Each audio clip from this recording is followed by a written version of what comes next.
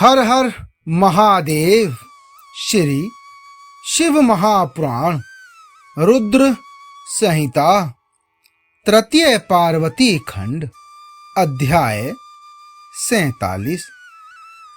वर पक्ष के आभूषणों से विभूषित शिवा की नीराजना कन्यादान के समय वर के साथ सब देवताओं का हिमाचल के घर के आंगन में विराजना तथा वर वधू के द्वारा एक दूसरे का पूजन।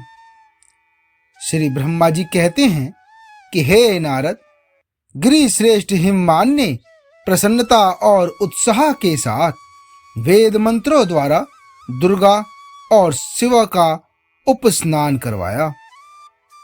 गिरिराज की प्रार्थना से श्री विष्णु आदि देवता तथा मुनि कौतूहल पूर्वक उनके निवास स्थान के भीतर गए। वहां उन्होंने वैदिक और लौकिक आचार का यथार्थ रीति से पालन करके भगवान शिव के दिए हुए आभूषणों से देवी शिवा को अलंकृत किया। सखियों और ब्राह्मण की पत्नियों ने पहले पार्वती को स्नान करवाया, फिर सब प्रकार से वस्त्राभूषणों द्वारा विभूषित करके उनकी आरती उतारी। तीनों लोकों की जननी महाशैल पुत्री सुंदरी शिवा दिव्य वस्त्राभूषणों से सुसज्जित होकर मन ही मन भगवान शिव का ध्यान करती हुई वहीं बैठी। उस समय उनकी बड़ी शोभा हो रही थी। उस अवसर पर दोनों पक्षों में महान आनंददायक उत्सव होने लगा।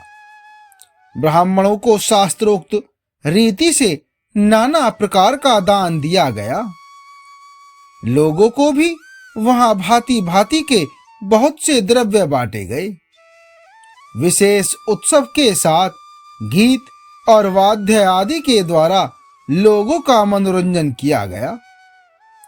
मैं ब्रह्मा, भगवान विष्णु, इंद्र आदि देवता तथा मुनि ये सब के सब बड़ी प्रसन्नता के साथ सानंद उत्सव मनाते हुए भक्ति भाव से शिवा को प्रणाम कर शिव के चरणारविंदों की चिंतन पूर्वक हिमाचल की आज्ञा ले अपने अपने स्थान पर चले गए।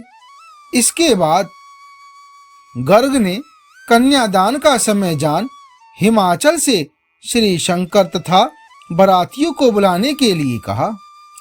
फिर तो बाजे बजने लगे। हिमाचल के मंत्रियों ने जाकर वर और बारातियों से शीघ्र पधारने के लिए प्रार्थना की। वे बोले, कन्यादान के लिए उचित समय आ गया है, अतः आप लोग शीघ्र मंडप में पधारें। भगवान शिव को सुंदर वस्त्राभूषणों से सुसज्जित करके वृषभ की पीठ पर बिठाया गया और जय बोलते हुए सब लोग चले। भगवान शंकर को आगे करके बाजे बजाते और कौतुक करते हुए सब बाराती हिमालय के घर को गए। हिमाचल के भेजे हुए ब्राह्मण तथा श्रेष्ठ पर्वत कौतूहल पूर्वक शंभु के आगे आगे चलते थे। भगवान के मस्तक पर बहुत बड़ा छत्र तना हुआ था। सब ओर से उन्हें चवर डुलाया जाता था तथा वे महेश्वर चंदोबे के नीचे होकर चलते थे। मैं विष्णु, इंद्र और लोकपाल आगे रहकर उत्तम शोभा से सुशोभित हो रहे थे। उस महान उत्सव के समय शंख, भेरी, पटह, आनक और गौमुख आदि बाजे बारंबार बज रहे थे।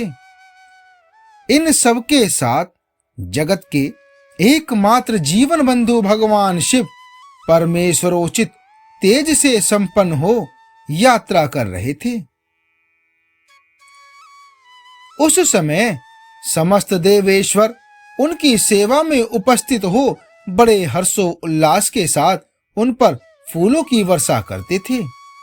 इस प्रकार पूजित और बहुत सी स्तुतियों के द्वारा प्रशंसित हो परमेश्वर शिव ने यज्ञ मंडप में प्रवेश किया। वहां श्रेष्ठ पर्वतों ने शिव को वृषभ से उतारा और महान उत्सव के साथ प्रेम पूर्वक उन्हें घर के भीतर ले गए।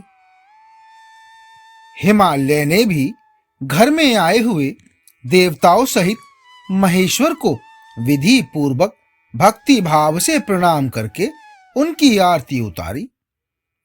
फिर महान उत्सव पूर्वक अपने भाग्य की सराहना करते हुए उन्होंने समस्त देवताओं और मुनियों को प्रणाम करके उन सब का समादर किया। श्री विष्णु सहित महेश्वर को तथा मुख्य मुख्य देवताओं को पाद्य अर्घ्य देकर हिमालय उन्हें अपने भवन के भीतर ले गए और आंगन में रत्नमय सिंहासनों के ऊपर मुझको, विष्णु को, शंकर जी को तथा अन्य विशिष्ट व्यक्तियों को बिठाया। उस समय मैना ने अपनी सखियों, ब्राह्मण पत्नियों तथा अन्य पुरंधरियों के साथ आकर सानंद आरती उतारी। कर्मकांड के ज्ञाता पुरोहित महात्मा शंकर के लिए मधु पर्क, पूजन आदि जो जो आवश्यक कृत्य थे उन सब को सहर्ष संपन्न किया। फिर मेरे कहने से पुरोहित ने प्रस्ताव के अनुरूप उत्तम मंगलमय कार्य आरंभ किया। इसके बाद हिमालय ने अंतर्वेदी में जहां समस्त आभूषणों से विभूषित उनकी कृशांगी कन्या वेदी के ऊपर विराजमान थी, वहां मेरे और श्री विष्णु के साथ महादेव जी को ले गए।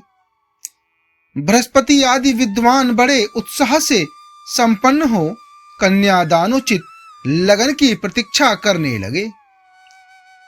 गर्ग ने पुण्य वाहचन करके हुए पार्वती जी की अंजलि में चावल भरे और शिवजी के ऊपर अक्षत छोड़े। परम उदार सुमुखी पार्वती ने दही, अक्षत, कुश और जल से वहां रुद्रदेव का पूजन किया, जिनके लिए शिवा ने बड़ी भारी तपस्या की थी। उन भगवान शिव को बड़े प्रेम से देखती हुई वे वहां अत्यंत शोभा पा रही थी। फिर मेरे और गर्गादि मुनियों के कहने से शंभु ने लोकाचारवश शिवा का पूजन किया।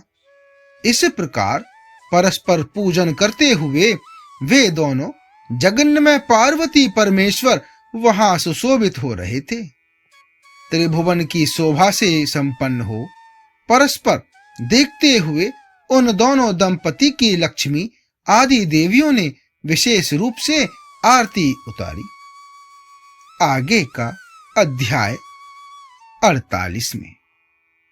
हर हर महादेव।